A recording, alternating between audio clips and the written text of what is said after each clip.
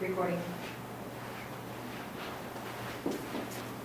Hello everyone, welcome to our presentation on interlanguage processing and automaticity. My name is Gloria Steeling and this is Fadwa Mati. We are doctoral students at Alliance International University. And our class is with Dr. Byun on second language acquisition. This is our text, our main text that we're using by Gass, Benny, and Flonsky. And we did this video so that the people who came to our conference presentation at TESOL San Diego would be able to review the whole presentation and our notes. This was the one on April 21st, 2018. Additionally, we did this as our class project for Dr. Byun. So we have handouts, and I'll leave links to everything in the text box below your YouTube video screen. So let's get started.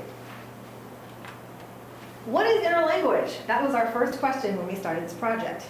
And interlanguage basically describes the complicated journey that a student takes from the L1 to the L2, the first language to the second language.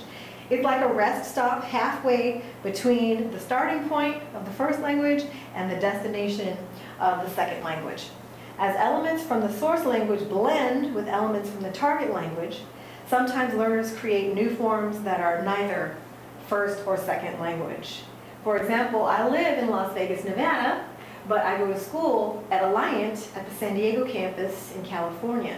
So if I'm traveling from my source point in California to my home in Nevada, I might stop along the way for food or gasoline or for bio breaks, and that would be an indication of interlanguage, like on the interstate. Okay, here's what's automaticity. Automaticity is the ability to do things in a routine manner, like a habit or response pattern. It's the result of practice and repetitious behavior. Here is this example of automaticity.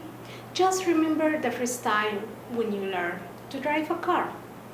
When we begin learning to drive a car, we invest considerable effort in order to perform well, paying close attention to our every action and decision.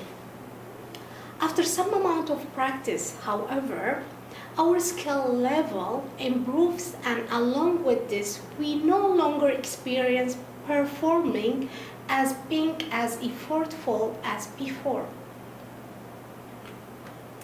Here, a view of SLA and automaticity. It's the acquisition of skills like playing a sport or an instrument. It requires automatic movement. It's fast, unconscious, and effortless processing. It results from the consistent practice of both input and output. Our text in the class gave us examples and elements of automaticity. For example, conversational routine. Routine is the first element, and it prompts automatic responses. When someone is speaking to you in the course of a conversation, you don't have all day to answer a question or to make a response. There's a rhythm and pattern in a conversation, which builds your automaticity. Second, there's planning. When the learner plans what to say and how to say it, sometimes your student might have to think for a minute how this is going to come out of his or her mouth. That's their processing. Monitoring is the third element, where the learner pays attention to his or her speech in one conversation. Then they use it in a future conversation. They might remember something that someone talked about last week or last month, and they're able to apply it today. Then there's controlled processing as the fourth element. The student might have to dig up the appropriate response from memory, which may cause hesitation. So if your student is trying to remember, how do you say that word again? What was that word I meant to use? It might cause a little bit of time and space to go forward while they're thinking of what to say. Then the last element is attention. As automaticity grows, the student has to pay less and less attention to each and every action of producing language. The language becomes more like a habit or a knee-jerk reaction. Rather than having to think about planning or to think about vocabulary words, their attention doesn't have to be spent so heavily in that particular element. Here, ESL and EFL classroom. How can you improve your students, their automaticity in your ESL and EFL classroom as a teachers? It helps students build reading skills they need for the greater reading demands of real-world situation. It enables students to use their energy on cognitive tasks, such as reading comprehension, reading fluency, rather than reading sounding out words. It can help with automatic process in the acquisition of grammatical knowledge or grammar-like structure. So in this presentation, we're going to show you how you can apply automaticity to your students. One way to measure automaticity is through timing, and another way is with comparisons. So if you have a set of choices that your students should use to select which one's correct, that'll help you know that they can compare and choose the right answer. Plus, if you add the timer, now they're forced to have a quick response and a shorter amount of thinking time.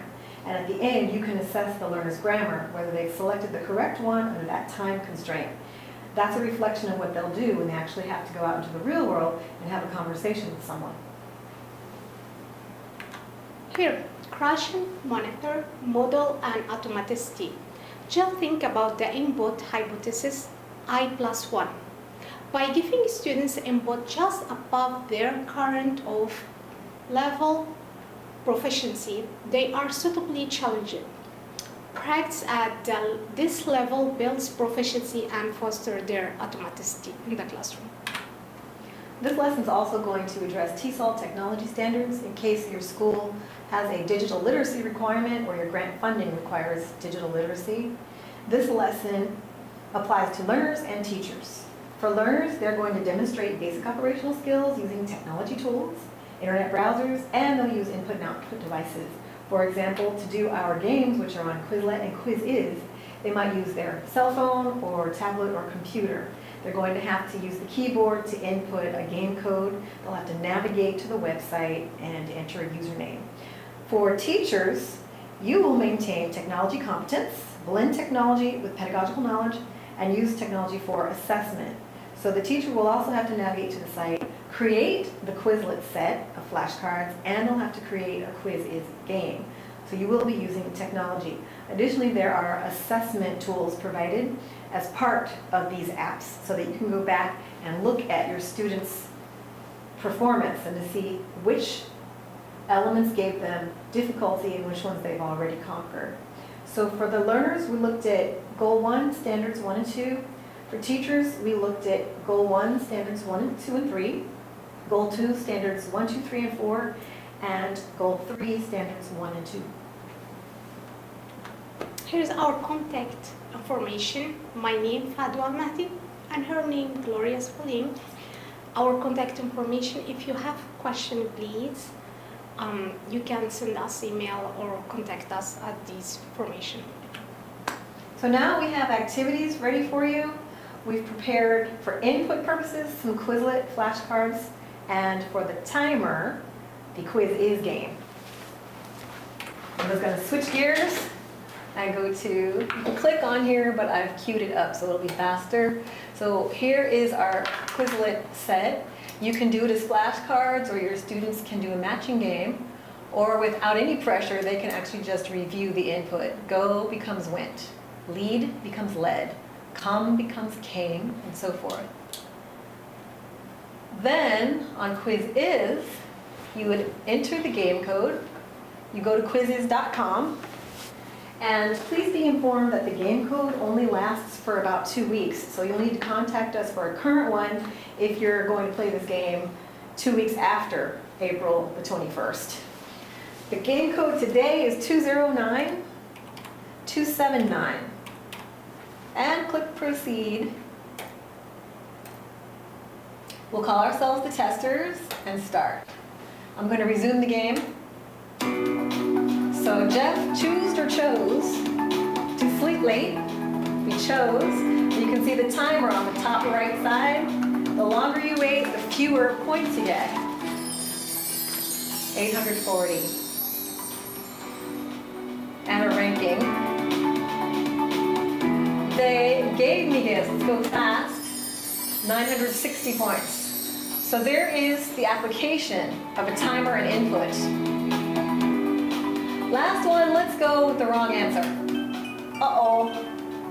So you have a chance to assess the answer with your students. This will be the last question, number 10. Bill grew plants in his garden.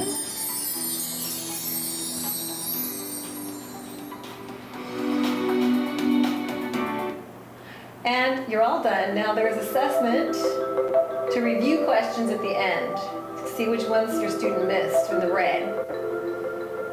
So they can practice. So they get a chance to practice. I'm going to click that off. And thank you for coming to our presentation today. Thank you so much.